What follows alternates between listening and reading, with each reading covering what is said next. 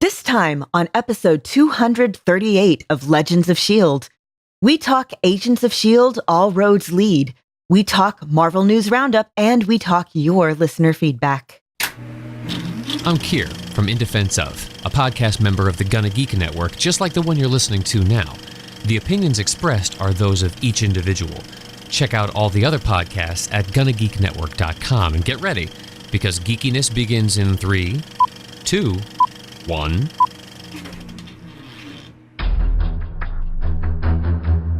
You have been granted clearance by Director Phil Coulson.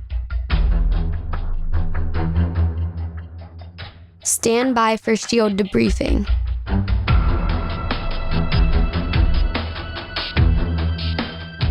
All information to be discussed here is classified and may only be discussed among agents granted clearance by the S.H.I.E.L.D. Director. Now it's time for your scheduled debriefing. I'm Director SP. I'm Agent Haley. I'm Agent Lauren. And I'm Consultant Michelle. Welcome to Legends of S.H.I.E.L.D. We're a Marvel Comic Universe fan show. The show's recorded on Sunday, April 22nd, a mere 5 days before the premiere of Avengers Infinity War, live from the Legends of S.H.I.E.L.D. studios and broadcast galactic-wide via www.geeks.live. Happy National Earth Day, ladies! Woohoo! Yay! Go Earth. Yay, Earth. You guys gonna get out today and enjoy some natural Mother Earth? I may take a walk. I'm going to go outside so I can get to my car and drive to a bar. And partake in some of Mother Nature's natural alcohol. Yep. Mm-hmm. Okay, well, that's okay. Alcohol is actually a natural substance. Berries and fruit can ferment, and animals can get drunk on it. And fun fact, if bees get drunk, other bees won't accept them back into the hive, and they will die. Go home, bee. You're drunk. I They can't. I got kicked out because I was drunk. And Also, on a personal note, it is the anniversary of the day that Scott proposed to me. Aww. Did we tell that story on this? How did he propose? Was it like in an elfin costume or something? So I was having the worst day ever. It was actually the first day I ever called somebody the C word in anger. We have talked about this before. Yeah. And so we went for a walk, and I was just ranting, and then we went to the Century Tree at A&M, which is I should have seen coming because that's a thing at A&M. A&M's big on traditions, and supposedly if you walk under the Century Tree with the person you're with, you're going to be together for life. And the Century Tree is this huge tree that it looks like the Whomping Willow. It just kind of bends over. And so we went under there, and Scott proposed, and my mind basically froze, and I started crying and didn't answer for like 15 minutes. Well, that's how you are half the time on the podcast anyways. I know. And Scott was like, so is that a yes? And I was like, uh-huh. I could see Scott's confusion. Is this a good... I don't know. Maybe this is a bad idea. My mind froze. Yeah. So... All right. Well, we're going to get going on with the rest of the episode now that you've regaled us with that happy tale of the Century Tree at Texas A&M. Legends of S.H.I.E.L.D. is a fan-based podcast on the ABC television show Marvel's Agents of S.H.I.E.L.D., Marvel's Defenders on Netflix, Legion on FX, which has got 3 episodes under its belt in season 2 right now. Possibly, if we ever get the available time, The Gifted on Fox, the Marvel Cinematic Universe, including Avengers Infinity War, and the Marvel Comic Universe in general.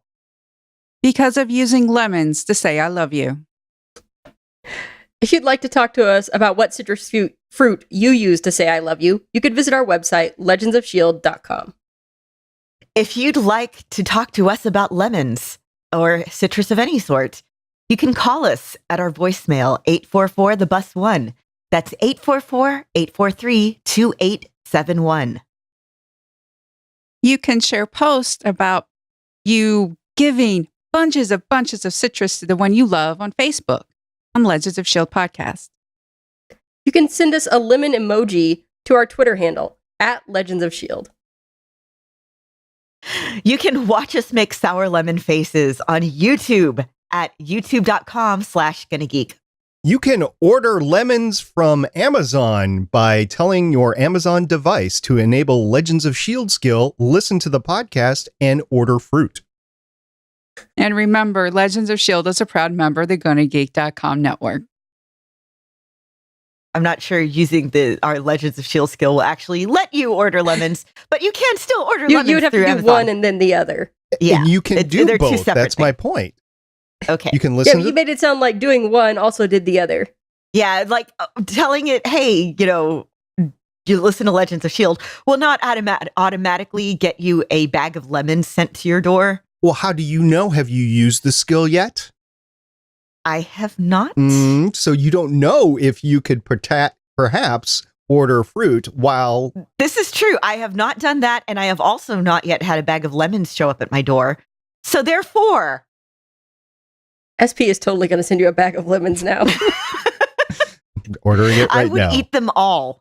I honestly do like eating lemons. Just lemons with salt, delicious. The only time I consume lemons at all is when I make a hot toddy.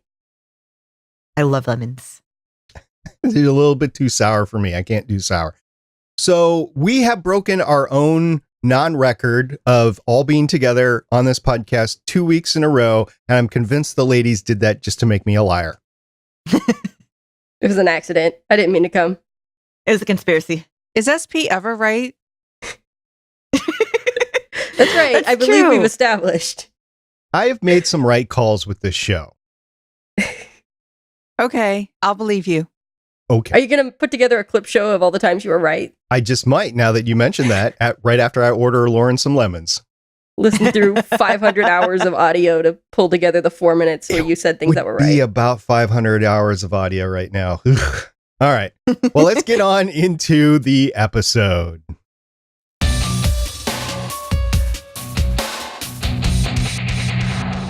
We're going to talk about the latest episode of Agents of S.H.I.E.L.D., All Roads Lead. And Haley, what's with that title? Everyone knows the foundation of a great civilization is a trade network. So this is the story about how S.H.I.E.L.D. built a network of roads and they all lead to S.H.I.E.L.D. Well, apparently that might be true because even the Confederacy now knows where S.H.I.E.L.D. is hiding out. But Lauren, what do you think about that meaning to the show this week? So, sort of like that with the whole... Okay, so back in medieval Europe, there was that whole all roads lead to Rome thing because Rome had built these roads everywhere. So yes, in fact, all roads did lead to Rome. But here, we are finding that all the roads that they're taking are leading them back to that, crapsack future that they went to. And the whole thing is them trying to figure out a way to get a road to lead somewhere else. That's right. And we'll talk about whether we think they have established that new road or not in a little bit. But in the meantime, we're going to get back into the creative team, talk about the director of the episode, Haley. Who directed it? This episode was directed by Jennifer Lynch. This is the first time we're discussing her here on Legends of S.H.I.E.L.D. because this is the first episode of Agents of S.H.I.E.L.D. she's directed. She also directed one episode of Jessica Jones, which we haven't discussed yet. She did a couple episodes of American Horror Story, The Strain.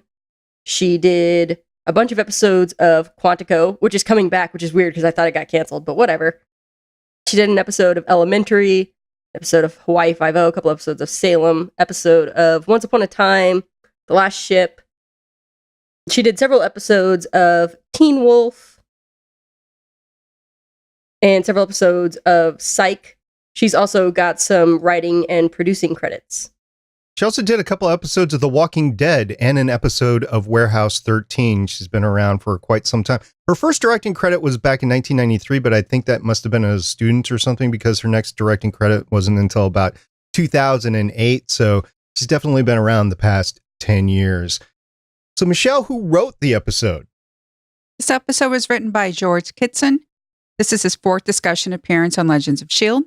Has 5 writing credits since 2006, including 5 Marvel's Agents of S.H.I.E.L.D. Double Agent, 1 Agents of S.H.I.E.L.D. Slingshot, and 4 Agents of S.H.I.E.L.D. This episode, and also Paradise Lost, Identity and Change, and best laid plans. Right. And then we talked last time about Double Agent. That was a short miniseries behind the scenes sort of thing that was done at the end of the season in 2015, so 3 years ago. And it was basically this production assistant that was sneaking around the set looking for information for the fans, and the finale script was the big thing. It actually had cameo appearances by Jed Whedon, Ming-Na, Adrian Palicki, Grant Ward, Hail Hydra. And he actually said that. He whispered it. Hail Hydra. It was really creepy.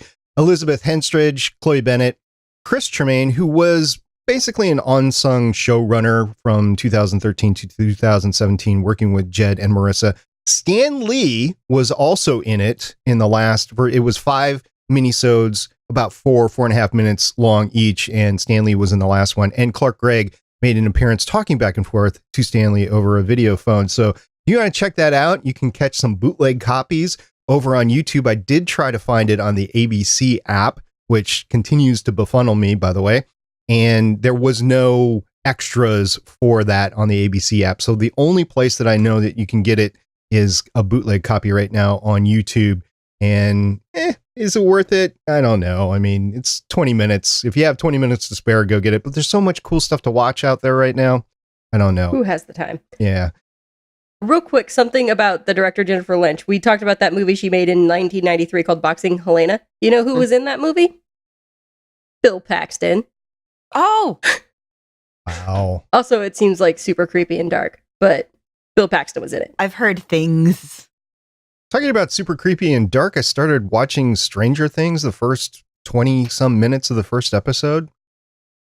Horror is not my genre. It really isn't. But as I'm doing other chores around the house, this is something to have on the background. We'll see what I think of it. I know a lot of people love it, but I'm not into the horror. I really dug the first season. Second season, less so. Talk about how people dig or not dig stuff. We're going to talk about the ratings for this episode of Agents of S.H.I.E.L.D. All Roads Lead. It was actually the 18th episode of the fifth season, which was aired on ABC on Friday, April 20th, 2018, to a live rating of 1.66, which is indeed a season low. It's down from 1.96 last week. And this time there was no national emergency to blame. But it is what it is, and I think with the Infinity War coming on next week, there might be a resurgence. I don't know. What do you ladies think? I hope so, because this season is amazing. I think that sounds like wishful thinking. I know. This is like the best, in my opinion, the best comic book show on TV right now. I'm up current, and I've watched all the DC CW shows from last week, all 4 of them. And none of them can hold a candle. With Legends of Tomorrow off the air now, and they've completed their season, none of them can hold a candle to this. This is the best comic book show on TV, in my opinion. This is so serialized at this point that I don't know that somebody could watch Infinity War and be like, oh, hey, I want to see what's going on Agents of S.H.I.E.L.D., which I haven't seen since season 1, and just hop in. Yeah, true. I was going to say they can get on Netflix, but they won't get caught up in time. And I will say that Black Lightning is amazing, and everyone should watch it. Black Lightning. Oh, that season finale was great. I liked how man. It's like that's how you should do a season finale. You wrap up the season's main storyline, and then you give us kernels of what could happen next. It was very well done. Or you just go with bat crap and same like Legends of Tomorrow. Yeah. Oh, man. People hungry. Oh, God. To get that reference, you're going to have to go watch Legends of Tomorrow, the entire season of Legends of Tomorrow, by the way. All right, let's get into this episode once again of Agents of S.H.I.E.L.D. All Roads Lead. Michelle, your mom is not a geek. She's like our normal barometer, but yet she does watch the show. What did she think about the episode? Here's the thing. My mom actually was like, wait, it's almost 9 o'clock. S.H.I.E.L.D's going to be on, right? Yes. She actually made sure that she was there to watch this show live. My mother doesn't watch scripted TV live. This is the only one. So this is how much my mother is loving this season.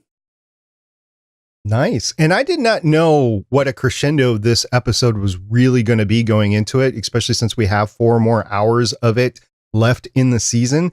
But they might have gotten to a definitive time point in the episode with the whole Gravitonium, Ruby, and Quake. What do you guys think? Do you think they actually finally changed the timeline? Nope. I think they did because Infinity War's coming out this week. So we know the world. We know that, Thanos' ship comes and we know the world doesn't explode. I'm going to go back to the footage that Deke had resurrected in the future. And I did not recall seeing her alone running into the building. So I think that still happens a little bit in the future.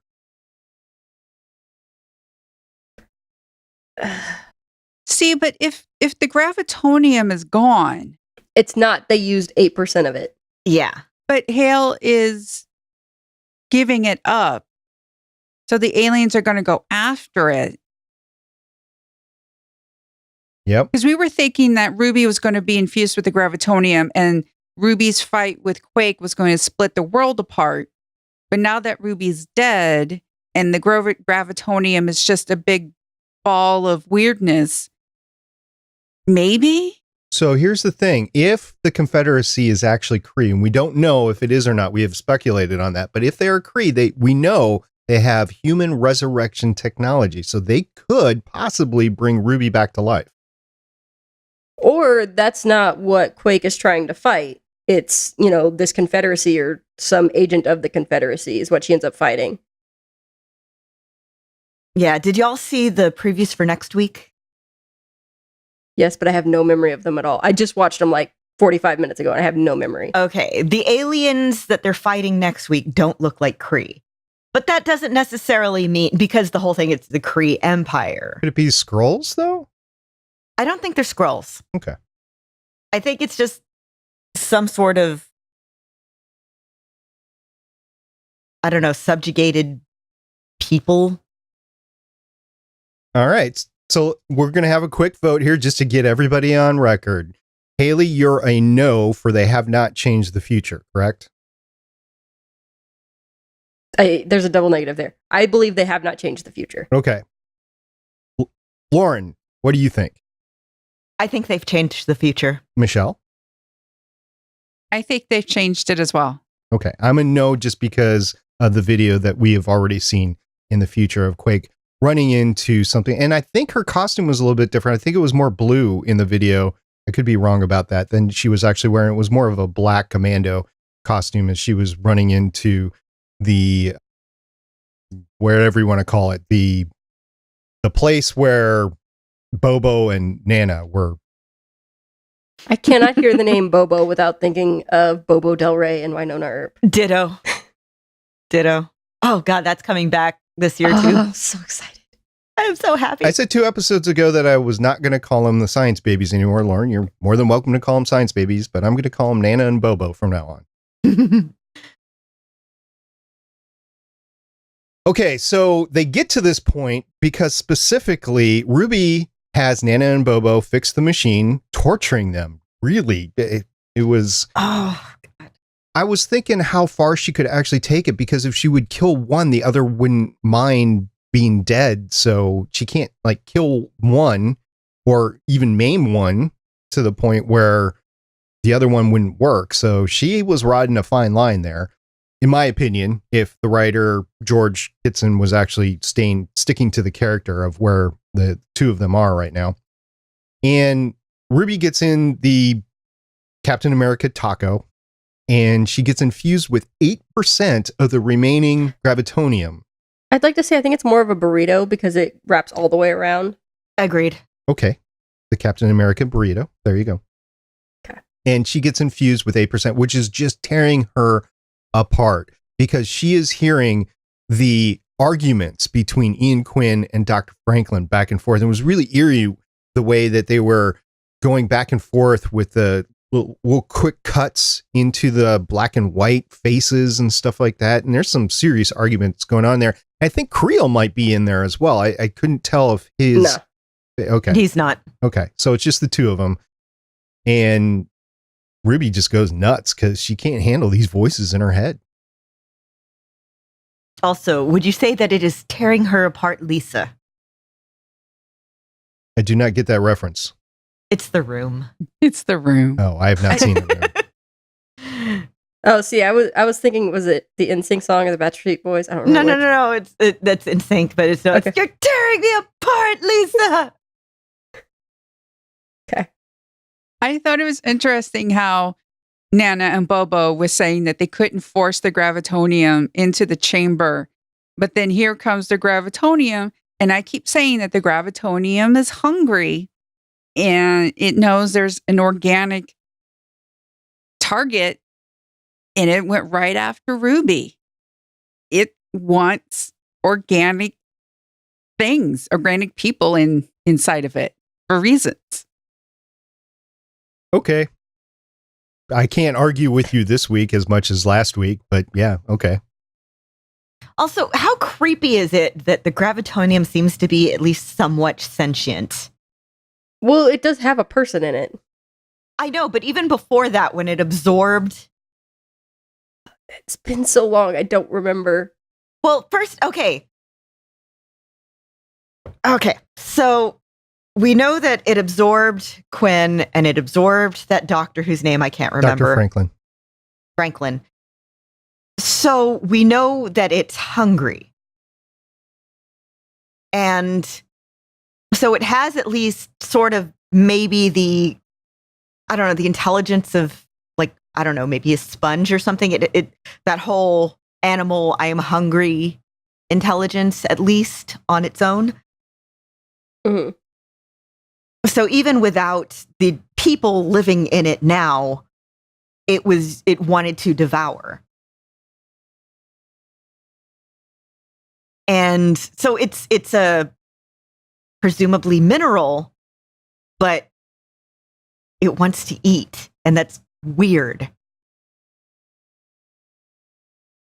Okay.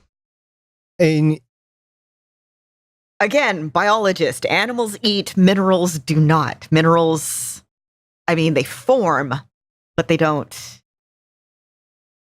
I was just thinking in terms of Maveth. Now, Maveth was actually a being. So Yes. that was different. So is the gravitonium a mineral-based life form?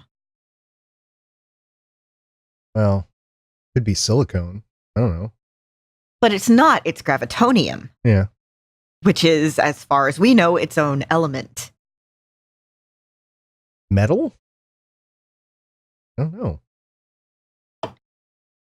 We're going to have to think on it. We're going to have to think on Yeah. it. It definitely generates its own electromagnetic field because that's where you get the gravity, the interaction with the gravity. Well, yeah, it's an element with its own very specific properties. Yeah. So, but at the same time, it has shown at least some sort of drive in that it's hungry. So that kind of, to me, says that at least when you get it all together in one place, it's maybe some sort of like a hive mind of its own. In maybe not an actual mind, but again, like a coral or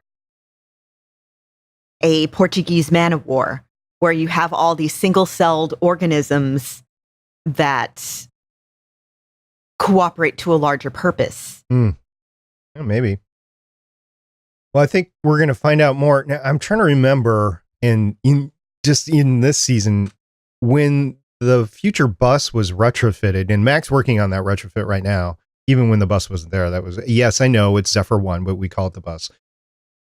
Was there gravitonium on the bus in the future?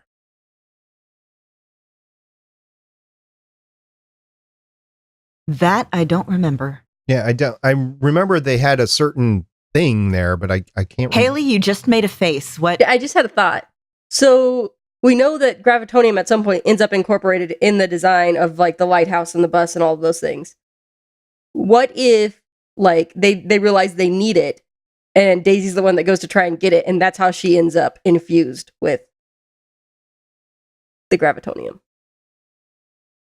Maybe. Or maybe that's how Coulson sacrifices himself to be infused with it rather than Daisy.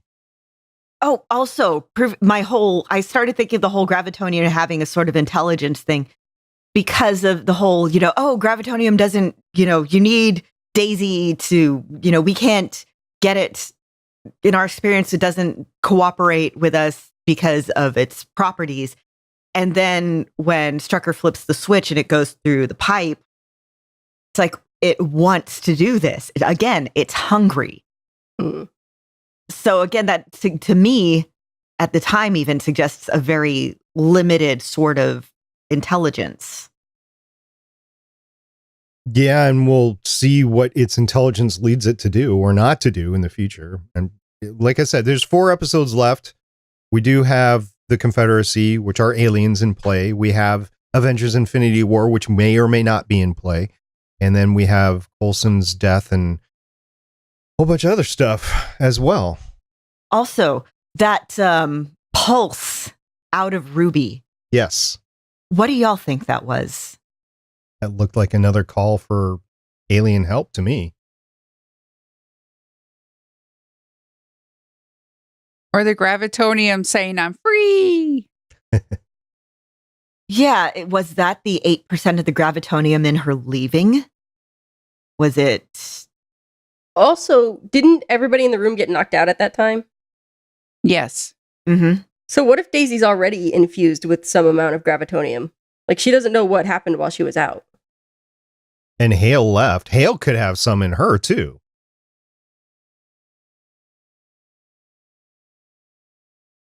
Yeah.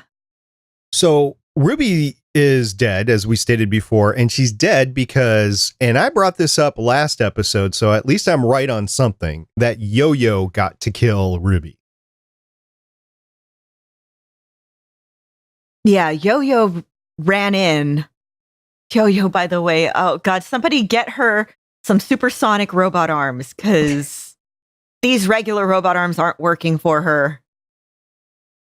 Like, she's doing her yo-yo thing, but it's hurting her so bad.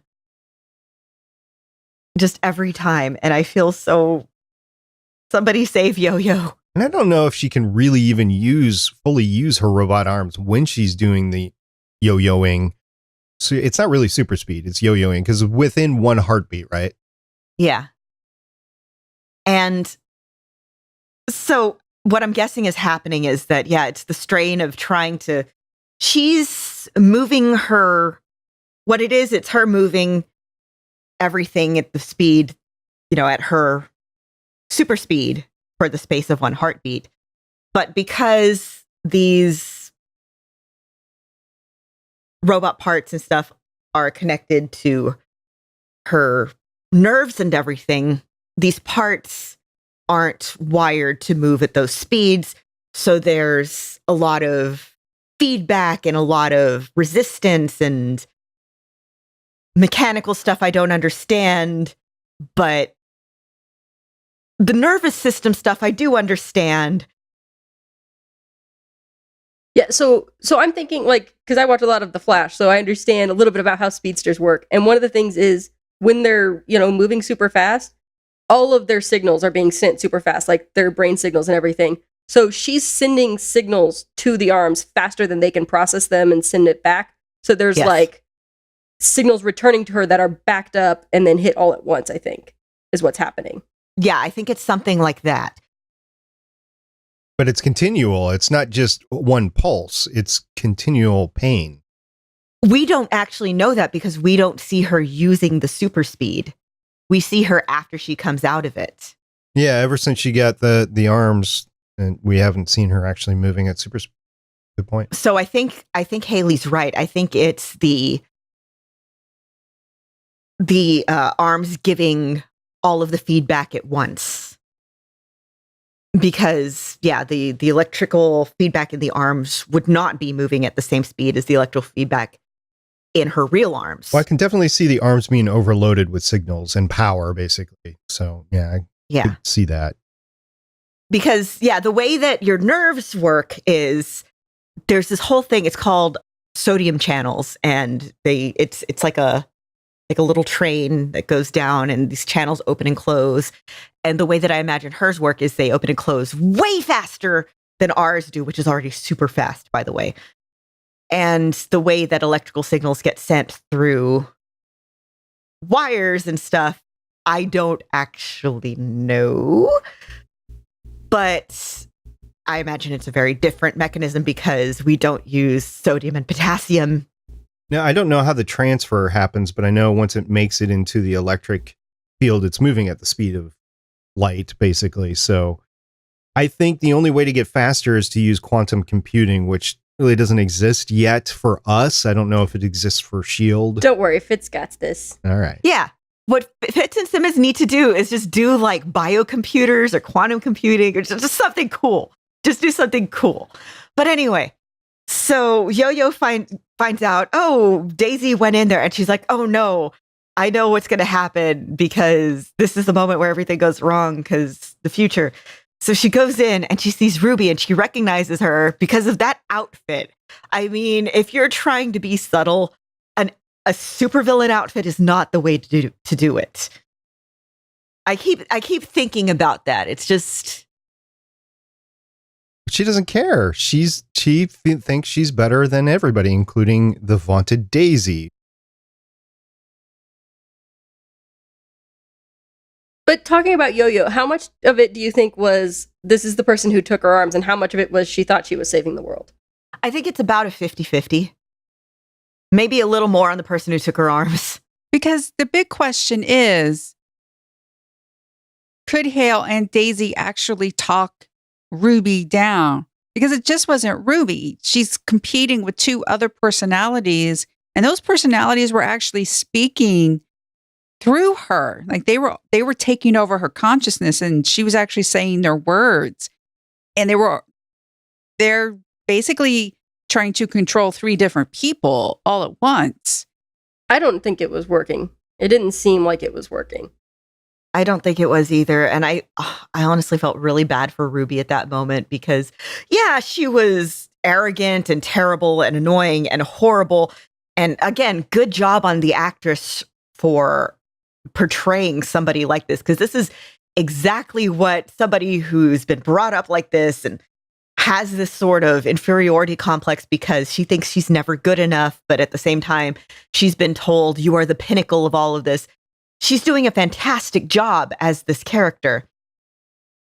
And she gets this and realizes, oh no, I am in way over my head. And then not only that, but these other voices are in her now. And she's, again, reaching out to her mom, who she admitted just a couple episodes ago is her weakness. And she's just a little girl at that moment asking for her mom to make it stop. And that part just wrenched my heart. It's like any teenager that's sick of living at home, leaves home, goes and thinks that they can live on minimum wage and get their own apartment and find out that they really can't afford it and have to move back home. That's what happened here. Yeah, but like with the supervillain version of that. It's more that thing like the first time you get sick when you're living like off on your own and there's nobody to take care of you. Yeah. It's like you're throwing up, stuff's coming out both ends, and you're just like, Mom! And it's like, I need somebody to bring me something. I have to get it. That's right. And your roommate's not going to help you out either because they're like, I don't want to get what you have. I was so thankful to have just the best roommates my junior and senior year of college. Because, yeah, I ended up in the hospital and thank you, Mary. Thank you. I don't think my roommates would have done that. That's, yeah. Okay. Yeah. Well, in order to get to this point, though, there was this awesome computer graphic scene of the drop capsule coming down out of the bus. And there was a missile launched, an air-to-ground missile that was launched at the same time, but it was launched away. And I was like, okay, so that's going to come back down. And then there was this talk with the agent on board, which is, the faceless agents at this point in time, except for Piper, which we don't see in this episode, or at least I didn't see. And she said, don't hit us on the way down. Okay. So this missile is going to go down, creates the hole, the breach for the pod to come down and breach the compound, Hale's compound. And then there is this. So that was awesome in of itself. And it's followed right up with this awesome fight with May, who needs to get rid of some aggression. She just wants just to punch somebody, and Daisy, and they're not using guns really. They're just taking on these bad guys. Or were they flying monkeys? I think they were flying monkeys, the mechs or whatever. And they just tear that place apart. It was really fun to watch that whole sequence. So what we saw in this episode is we saw Ruby's mom not being able to talk her down. I kind of think what we're going to see is Daisy being in the same position and May being the one to talk her down because, May is her real mom now.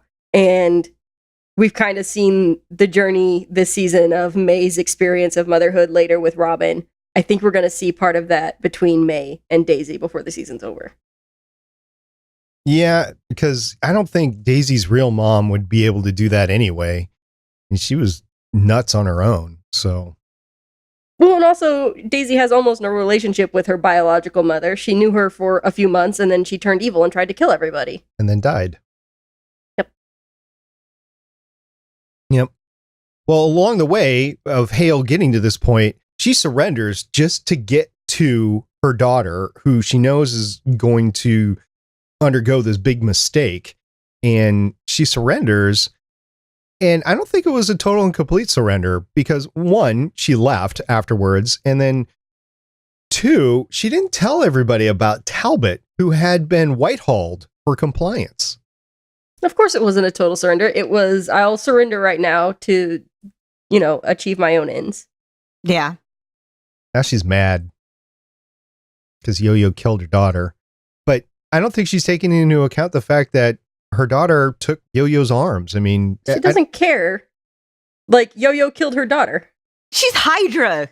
She's terrible. If one of your kids had, disfigured somebody and then that person killed your kid, would you be like, okay, yeah, I get it? Or would you be pissed because they killed your kid? A little of both. Because if your kid is a terrible person, I feel like you should at least be aware of that. Well, I like she was. To dig Daisy, because Daisy was like, Ruby's a good fighter. She could become a good agent. And Hale's like, an agent of S.H.I.E.L.D. And Daisy's like, well, it's not Ruby's fault the way she is. Yeah, it's not Ruby's fault she's the way she is. It's like, ooh, ice burn. I was thinking more of the biological engineering there, but maybe.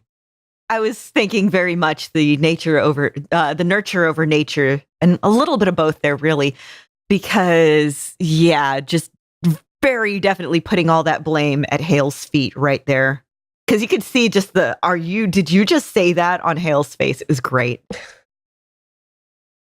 Well, another thing to deal with the Whitehall programming, Coulson actually uses the programming to talk Talbot down. Oh, Talbot. I know, the poor guy. He's so messed up. He's trying to complete the mission. Did y'all pick up? Am I imagining that he was trying to reach out and kind of alert Mac that something was up? Like just some of the words that he was using, some of the stuff? Or was I making that up? Was I seeing things where they weren't there? I agree, actually. I think he was trying to fight it as much as he could. He kept trying to think about his son. He knew taking Robin was wrong and seeing her as a weapon and all of that, but he's there just trying to fight it. It's tough. Yeah, he kept saying stuff like, I'm not myself today, things like that. And Adrian Pasdar was so good in this episode. Like, he's such a good actor. I took it as Talbot was using his spycraft to maybe mask the truth with lies with truth sort of thing, so he could get to the end of his mission. That's how I took it. The thing is, Talbot isn't a spy. He's straightforward. He's a soldier. He's not subtle. Yeah, he has the subtlety of a brick. Right, which is why he had to intermix the truth in order to get to the end of his mission. That's how I took it. Now, maybe I'm wrong. Yeah, I took it 100% as he was, something in him was trying to break through and trying to tell people, like, look, be on the lookout for me. I am being shady as hell right now. Well, at the end, he does turn the gun on himself and lets Robin, I almost said Ruby there, and lets Robin go. So that was at least an acknowledgement that I need to stop this, and this is the way I know to stop it, is to stop myself. I felt so bad for him. First of all, he's already... When your brain turns on you already after a traumatic brain injury, after if you become aware that you're living with mental illness or whatever, you're trapped in your own self and you know something's wrong. When you know something's wrong and you can't trust yourself, it's infuriating, it's scary. He's already living this. And then add to that now that he's been tortured, he's been brainwashed, and he double can't trust himself. So him seeing death as the only alternative, it was heartbreaking. I was crying. It was a tough scene. It was so tough, and he did such a good job with it. And I did not see Mac coming back with the icer. That really saved the day. I'm so glad for that blue flash because, yeah, just give Talbot a happy ending. Give him his family back. He's been through enough. I don't know if he'll be able to. I mean, he's going to have to be deprogrammed now, so it's going to take some while. And he still has the compulsion issue as well. So I don't know what Talbot's ending is going to be now. And we have 4 hours to see because the series hasn't been renewed yet. There's indications that it will be, but we haven't seen it yet. And talking about the end of things, Hale goes to see the Confederacy, who we now have a name. I don't think we have had a name before. Kovas. Does that name ring a bell to anybody? No. Okay. No. So we have no additional things there. But it is apparently a company name. Go figure. So, all right, that's where we're at. We've got the team that has subdued Talbot. They've killed Ruby. Hale got away, and the team is now reunited back to the lighthouse, but the Confederacy is coming for him, and S.H.I.E.L.D. doesn't know that. So, interesting. I wonder if Phil's going to put 2 and 2 together there. We also need to talk about Daisy and her leadership. She seems to be doing fine, and there was no talk of we need to make Coulson better so that I don't have to leave this team anymore. It's as though because she got Dad back, she can keep Dad in his room and focus on the team and achieving reasonable objectives. Yeah, they're still trying to protect him and keep him safe and protect him from himself because he's being reckless and making rash decisions because he doesn't care at this point if he lives or dies. Yeah, apparently he has trouble expressing his feelings and emotions, as he told both Mac and Deke when they were talking about all their collective relationship experience.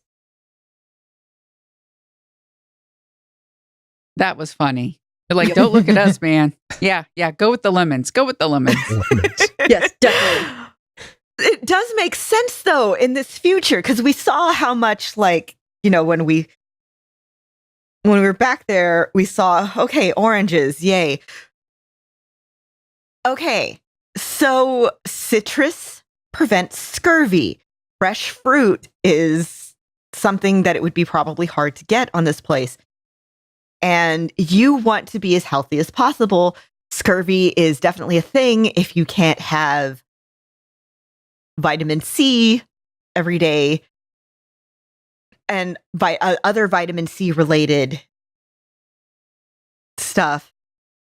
So yeah, the whole lemons thing is because lemons are loaded with vitamin C.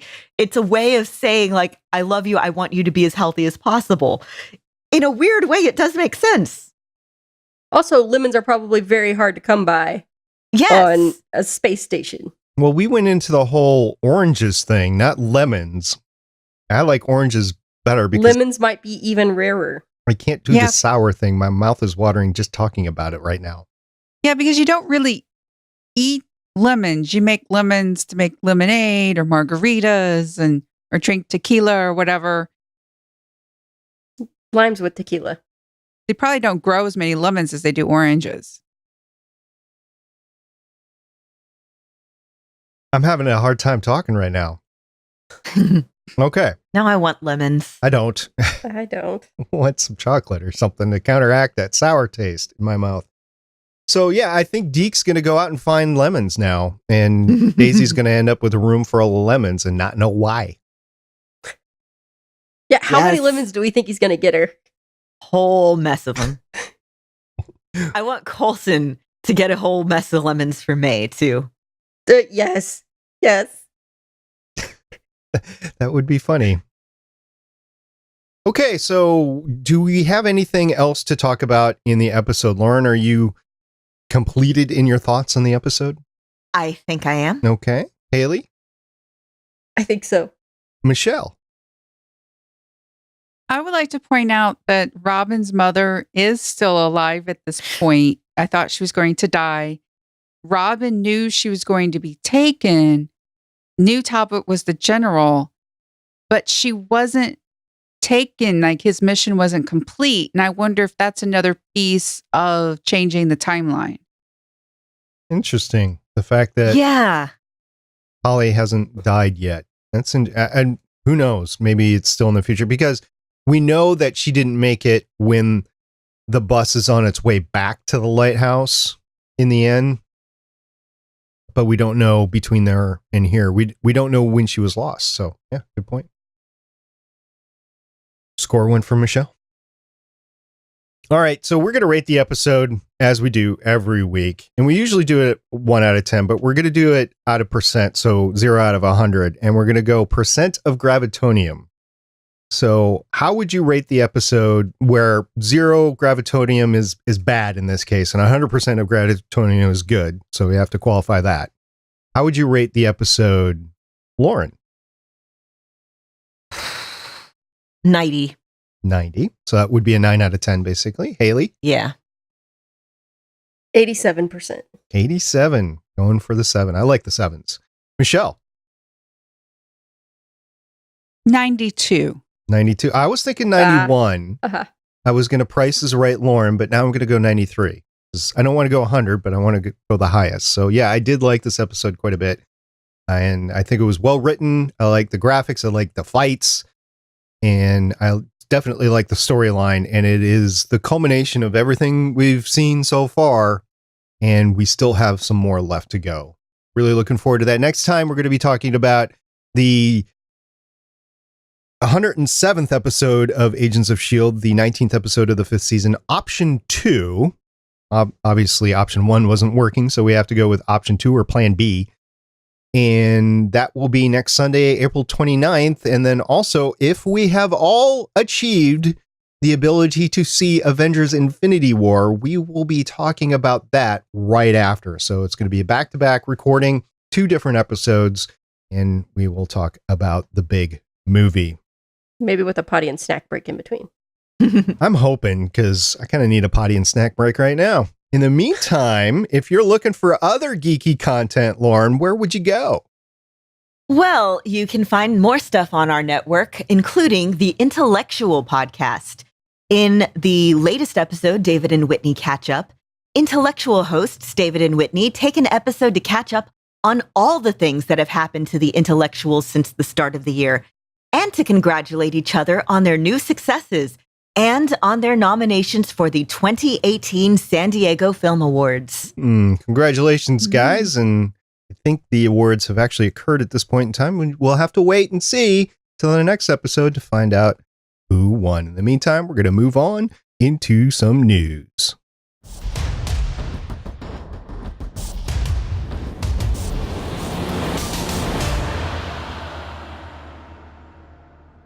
First up, we've got some news from James Cameron, and he's hoping for Avengers fatigue.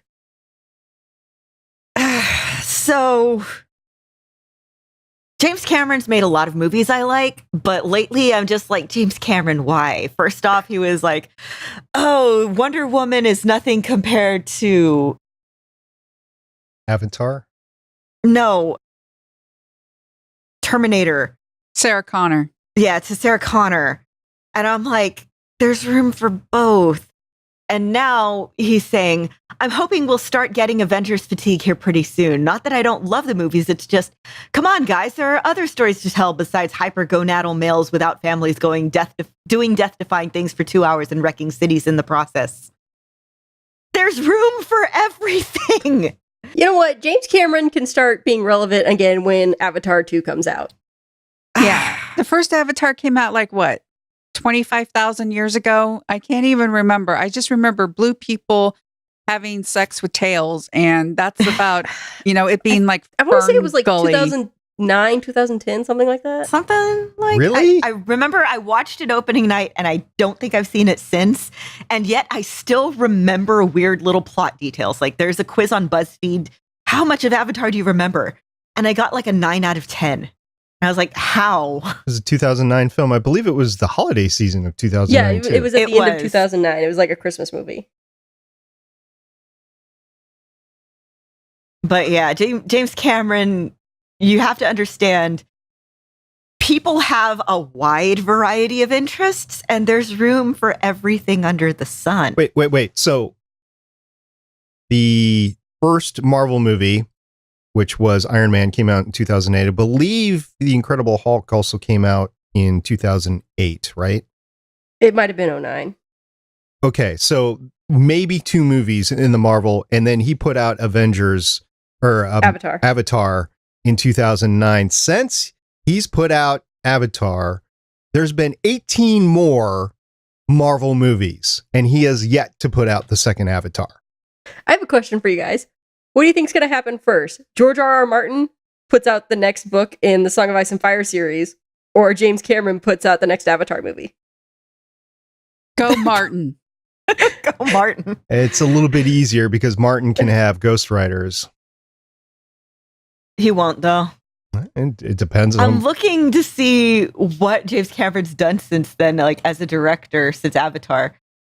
He was a collaborating director on Toruk: The First Flight, which is a TV movie, which was a Cirque du Soleil thing with Avatar. And The Last Train from Hiroshima, The Survivors Look Back, which has been delayed. Oh. The Informationist, which has been announced. Avatar 2, which is filming, anticipated date 2020. And then all the other stuff is Avatar. So yeah, he's done nothing since. Didn't he go to the bottom of the Marianas Trench in preparation for... Yeah, he's been doing... I'm pretty sure that the Avatar movies are just him like financing his cool trips, which I'm fine with, because I would love to go to the bottom of the Marianas Trench. No. I want to see weird space. I want to see weird ocean stuff. You would get so claustrophobic, Lauren. I'm not claustrophobic. I think you would get with all the pressure and everything. Not really. No, I'd be fine with that. I was watching a YouTube video the other day about conspiracy theories, and somebody said they think every time they say, oh, it's some undiscovered ocean creature, it's actually aliens, and that's just the government cover-up. We actually do have a breach, but it's just tiny little weird ocean creatures. So there we have a VR thing. And there's this VR experience. It's like ocean stuff. And there's 3 environments. There's the coral reef type thing. There's a whale experience, and there's a deep sea experience. And they are all amazing. The deep sea one, it gives me a little bit of anxiety because it's very dark, but it's so cool. And the little sea animals are so weird, and I love them. Guys, I love the ocean. I remember being in school and being taught, beyond a certain point in the ocean, there's just nothing. There's absolutely nothing. Nothing can survive. And because of technology, we're like, look at these weird little squid things. Look at this angler fish with the big mouth and the thingy. And it's like, whoa, so cool. We know more about the surface of the moon than we know about the bottom of the ocean. It's amazing. There's so much down there that we don't know about. And we're finding new weird species of fish and shrimp and coral and just all this stuff. And it's amazing.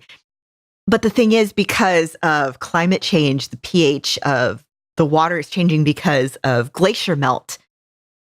And so we don't know what we're losing as well.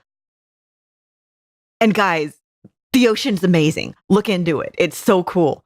There's so much weird stuff. There's so much weird little like mini habitats down there. There's like little saline pools in the ocean. There's little waterfalls in the ocean. There's caves. Oh, guys, it's so cool. It's amazing. I love the ocean. By the way, we need a Namor movie. Yes. I didn't think you guys liked Namor. I do. Imperious sex, y'all. And only if they have him in the trunks. Yes. He needs the little trunks. The little man panties. Who could possibly pull off those eyebrows?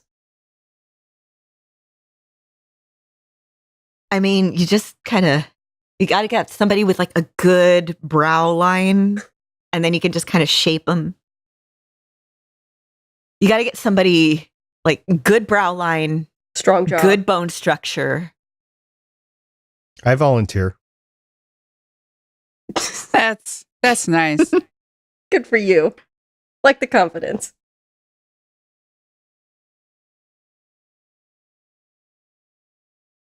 News, guys. Yes. So next up, we've got some news about Legion and what the showrunner thinks about comic book battles. Okay, so Legion's showrunner explains how the series wants to rethink comic book battles.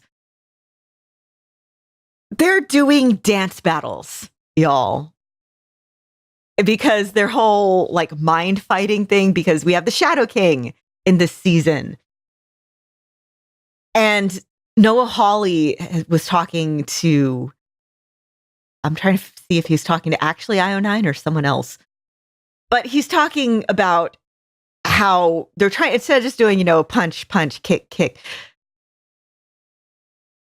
He says, I don't find any of that interesting. I decided to make it more metaphorical. This dance battle, as I thought about it, like, is it a courtship dance? Is it a fight? So this idea, this very peacocking, posturing, rams butting heads, that kind of thing, which in the language of dance is so great. And then the composer of the show, Jeff Russo, also goes on to explain how he's putting together the music for it, how he's like figuring out, okay, which is the moment that needs to be accented the most, and then just kind of building everything around it, building kind of the character music around it. I haven't started watching it yet because I kind of want to binge it. So I'm recording it all. But everything I've seen, like every GIF I've seen, every video clip I've seen, I can't wait. Because it looks like it's just as trippy as it was last season. It's more. Yeah. It really is. I've watched the first 2 hours. I just didn't have time to watch the episode this week. And you really are confused, and it's in a different way than last year. Like last year, you just didn't know what was going on. This year, you kind of know what's going on, but you have to really search for the story because it's just told really weird, and it's different than last time too. Which is good because I love it when shows take risks. This is a show that I think benefits from taking risks. And it looks like it's just as visually impressive as last time. So good on you, Noah Hawley. Good on you, Legion cast and crew. And spoiler alert, there is time travel involved. Woo! I haven't seen any of it yet, but I'm looking forward to it. All right. So next up, we've got some information about Avengers Infinity War. Steven Weintraub of Collider was poorly treated by an Avengers actor. Guesses are rampant, and Jessica Chastain and James Gunn are weighing in. I saw this morning, and okay, I threw this in because I wanted y'all to weigh in. So Steven Weintraub is at Collider Frosty on Twitter. And he's a writer for Collider. He used to be a movie critic, not so much in the past few years. He just kind of interviews people. He has sort of a good rapport with them. And there's some language in these tweets. But just experienced this was from yesterday, by the way, from April 21st. Just experienced the worst interview I've ever been part of in 12 years of reporting in Hollywood. I sat down and one of the actors then proceeded to be a complete blanking blank hole to me for 4 minutes and treated me like blank on the ground. We'll never forget what happened. The interview went so bad, the studio apologized to me and also pulled the cards to make sure no one could ever see the video of what happened. If you saw the way he treated me, you would lose all respect for the person. Completely unprofessional. Publicists should have stopped it. Just to be clear, I sat down in the chair in a great mood, ready to have some fun.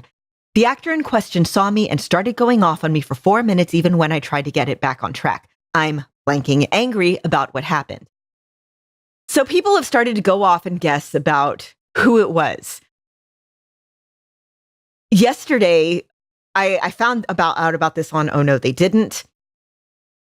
The press conference groups from yesterday were Winston Duke, Anthony Mackie, Sebastian Stan in one, Chris Pratt, Zoe Saldana in another, Benedict Cumberbatch, Tom Holland in another, Tom Hiddleston alone.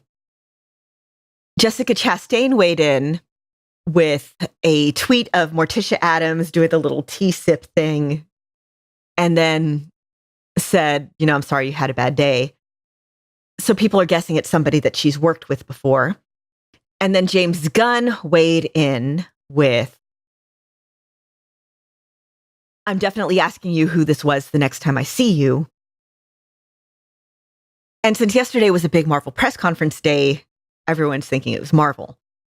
So popular guesses, because of who the interviewer was, is Chris Pratt, because the interviewer has a no NRA icon on Twitter, and Chris Pratt is very vocally pro-gun. And Anthony Mackie, because 4 years ago, while doing a press conference for Civil War, he and the guy kind of got into it, sort of jokingly, about Man of Steel. And the guy wrote a thing about, Anthony Mackie doesn't like Man of Steel. The thing is, apparently, they've talked since then. They've had sort of a joking back and forth. Anthony Mackie does have, his whole thing is sort of just jokingly ribbing you on things. Also, apparently, the interviewer does have a reputation for sort of crying, according to this one person, crying about everything and blowing things out of proportion.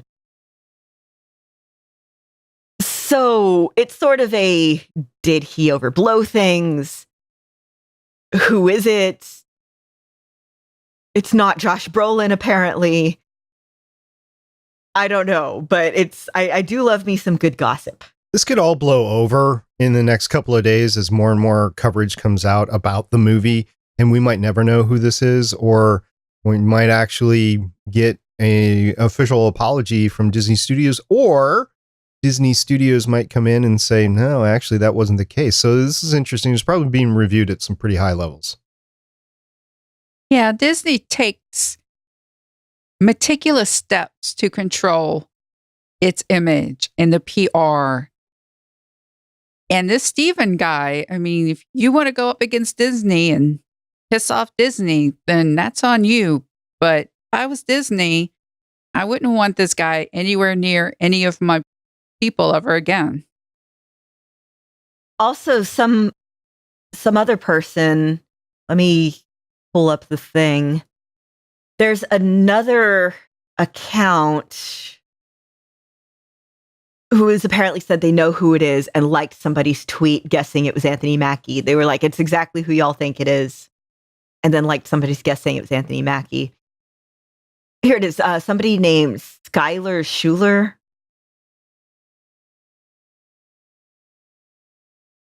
Guy is a reporter whose site also covered the Infinity War junket yesterday.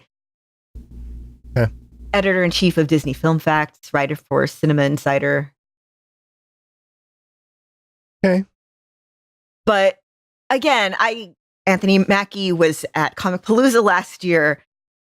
He was really nice then, but yeah, he does sort of do this ribbing, joking thing that I can see somebody thinking it went too far. Yeah, could be, especially if you're tired and doing the circuit, because they are out all promoting now.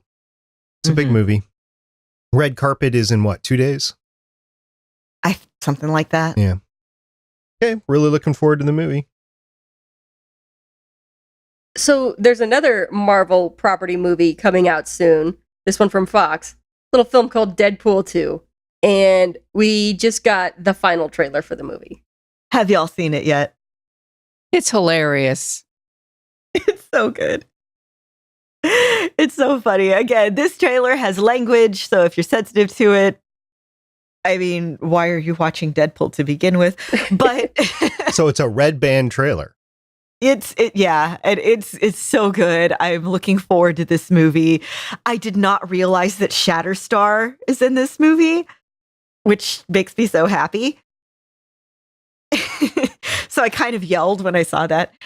And along with Shatterstar and Cable and Domino, we also have somebody named Peter.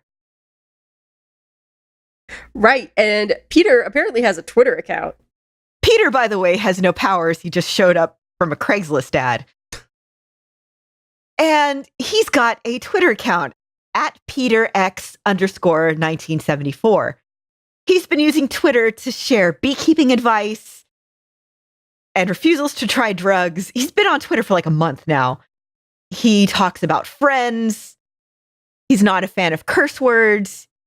He's not a fan of R-rated films. He's posting pictures of practicing X-forcing. It looks like just a gem. I'm gonna go watch the first Deadpool movie real quick. Right? I gotta do that. It'd be a fun rewatch because remember the hand's growing back. Next up, somebody who probably wasn't a dick to a Collider reporter, Chris Evans. He posted videos of the elevator fight scene practices, and they are cool as hell. IO9 has them all collected in one place, but he's been posting them since, well, he posted them on April 19th on his Twitter account. And it's really cool. First off, he posted like himself just practicing on his own. IO9 was like, it looks like a particularly violent yoga class. Then you see him practicing it with all the people in the elevator. This dude is so cool. I mean, first of all, Chris Evans is just kind of great to begin with. I finally watched Gifted, the movie, not the TV show, the other night, which was him and Jenny Slate. He's just such a cool dude. He's just so nice. And again, watching him doing these moves, like, I know they've mentioned that he does a lot of as much of his own stunt work as he can because he was a dancer, so he moves like a dancer, and it's kind of hard for people to replicate. And you can really see that here. Really cool. And you can tell he's worked really hard at the whole Captain America. One of the things I remember is in Thor 2, where Loki pretends to be Captain America. They actually shot it both ways. And if you see the Tom Hiddleston take, when he swings, that shield actually pops out. But when Chris Evans does it, when he turns, that shield is just still because Chris Evans knows how to handle that shield because he has worked really hard at being Captain America. So cool. Yes. I was thinking about this the other day because I can't remember what I was watching, but there are iconic fight scenes. We talked about the hallway fight scene with Daredevil. You got the elevator fight scene. So there, I think with superhero films specifically, they're all looking for that iconic fight scene to be named. And it all started with the elevator fight scene with Captain America. Yep. So last piece of news, Lauren has a little bit of a Comic Palooza announcement. Yes, so Comic Palooza here in Houston at the end of May. At May 25th through 27th specifically. And we got some big guest news. Tom Holland, Spider-Man, is attending. So it's looking to be another big Marvel year. Every year is a big Marvel year. Yes.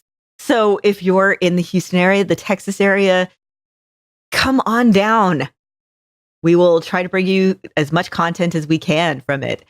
And I will do my best to bring you what I can. And also there's some thoughts throughout the network of different people congregating at Gen Con this year for the 51st Gen Con in Indianapolis. So you want to... Yes, I will be there. So yeah, you want to catch some members of the Gonna Geek Network, including Lauren, possibly some others of us, then get your tickets for Gen Con. Also, I'm pretty sure Just One More Fix is going to be there too. Oh, that reminds me, today the Gen Con event schedule should be out. I need to start figuring out what I'm going to do. Well, in the meantime, we're going to get on into some feedback.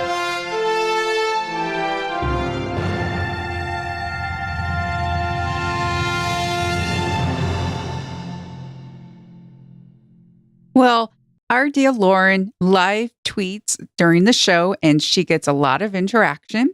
Some of the highlights. So, Lauren, you heard from Cajun Sean. Yes, I did. He said, I think I'm done with Agents of S.H.I.E.L.D. I just haven't been into it this season. Maybe I'll come back to it once the organization that is S.H.I.E.L.D. has been legitimized and all agents pardoned. I mean, that's fair. Not everything is for everyone at all times. I can understand people not being into it because, as we've talked about, this is such a long way from where we were at the beginning of the show. I happen to think where we're at right now is fantastic, but again, personal opinion. So it's not the show's fault that Captain America Winter Soldier just blew up the entire premise of the series. I really hope that you do end up finding your way back to the show, or that on a rewatch, maybe you find something in it. But hey, again, that is your opinion. All opinions are valid. All opinions, well, not all opinions. I mean, like Nazis, their opinions are never valid. Yep. But opinions on like the show, like I think that the show is good. I think I am not finding something in the show. Whatever, those types of opinions, those are valid. That's just like your opinion, man. And what did Andy Minga have to say? Well, he posted a video. He retweeted a video and said, "Me too." The video is from a Facebook Live video from the Fitzsimmons family. We had Ian DeKestiger and Elizabeth Henstridge and Jeff Ward, who plays Deke. And they were answering a bunch of questions and just being adorable. And y'all, the video's 25 minutes long. I didn't watch the whole thing. I just sort of skimmed through it. But they were so cute and funny, and it's a good, like, happy place video. Was this like fireside chats with Nana and Bobo? It kind of was. It was all of them just answering questions. Like, one of them was, how upset were you by having like a grandson with an American accent?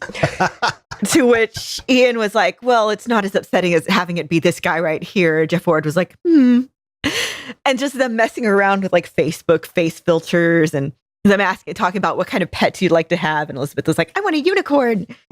They're like, but unicorns aren't real. And she's like, no, it's like reindeer. Like, but reindeer are real. She's like, yeah, I know. And so are unicorns. It was so good. They're so pure. I love them. And it seems at Adana Girl, we tweeted something for us. Yes. So she said, listen up, a-holes, and then added us. Bridget Regan, who you might remember as Dottie from Agent Carter, our beloved and dearly missed Agent Carter, said, I sniffed it and I approve. So there's a Besame box. It's the Agent Carter Besame box. Besame, by the way, was the makeup that was used for Agent Carter. And it's a lipstick called Sweet Dreams. So you remember the knockout lipstick from Agent Carter? Yes. So apparently it is Dottie approved. I wonder if it's the same stuff River Song uses. Maybe. And now, Bridget Regan did have a Hallmark Channel holiday movie last year, and she was great in it. So she can be sweet and she can be nasty, and she just has a wonderful acting spectrum. She was on The Last Ship, and I really approve of Bridget Regan as an actor. She was on Legend of the Seeker. Yep. Well, those are highlights from Twitter. Lauren, it seems we got a YouTube comment. We did. It was for our, I guess, most recent show up on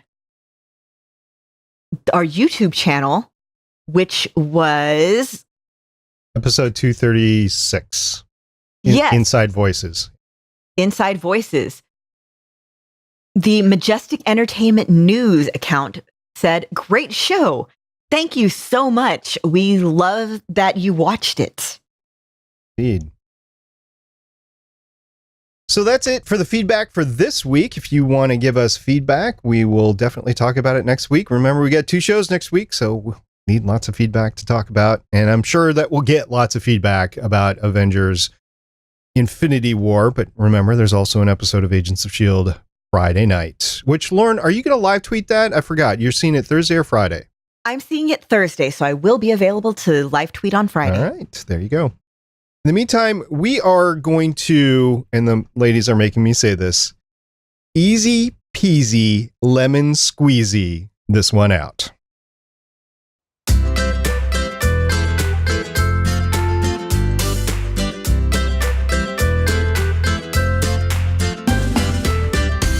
Just want to take a moment to thank everybody for listening and viewing this show. We really appreciate it. We really appreciate all your feedback. It's the only reason we've done 238 episodes of these is because you listen.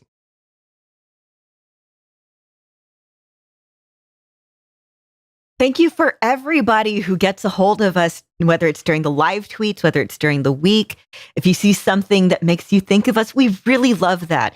And again, feel free to get a hold of us at any time. We love hearing from you. You guys, you are so amazing. Thank you to everyone thank you for so listening. much. We love hearing from you. Any way you can, send us feedback, including your lovely voices, which you can send to us through our voicemail line, 844-THE-BUS-1. That's 844-843-2871. And we like to thank everybody who puts up with our antics and our tangents. And we really hope you enjoyed our ocean segment. Indeed. Gotta love the Marianas Trench.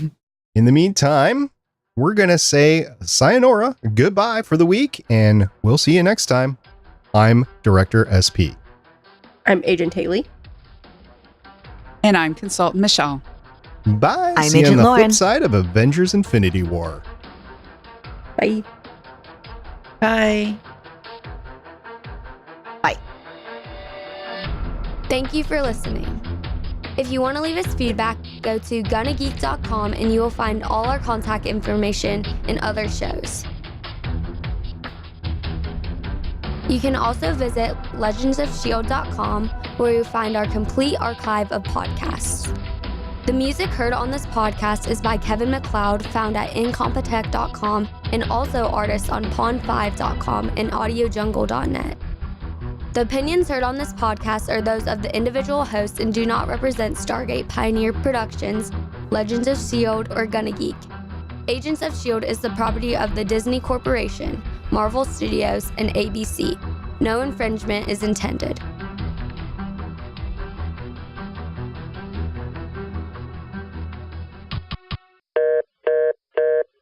Legends of S.H.I.E.L.D. is copyright 2018.